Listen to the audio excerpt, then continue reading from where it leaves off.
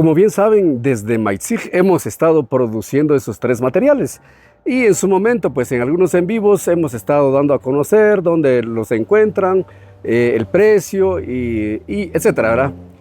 Pero en alusión a una seguidora el día de ayer, cuando yo subí un video donde yo describía la canícula en idioma cachiquel y dijo, qué complicado entonces aprender el idioma, decía. Entonces hoy voy a hacer una muestra de una pequeña lectura de este libro, que es un libro tipo poemario con contenido tipo proverbio, según algunos seguidores. Entonces voy a hacer una lectura para que vean que no es nada difícil leer un libro en idioma cachiquel.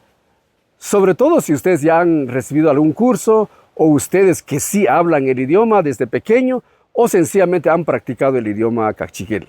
Veamos, pero sí necesitamos consumir mucho contenido para que en su momento, cuando nos encontremos con un texto en idioma cachiquel, pues poco a poco vamos a ir practicando. Desde luego ya la comprensión ya vendrá de tanto practicar y leer y escuchar en algún contexto. Veamos, dice, Kantanima awi, wikona rayig napung, naqi kantanima awi chubuch, tachapa humulru samajeshik, benik natikrisaj yang el, shaekal nibiyin apo, kastana, shahubachik chawig, riching nakis.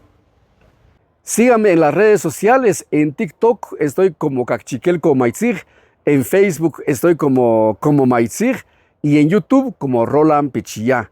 Ahí encontrarán contenido para seguir fortaleciendo sus aprendizajes en el idioma cachiquel.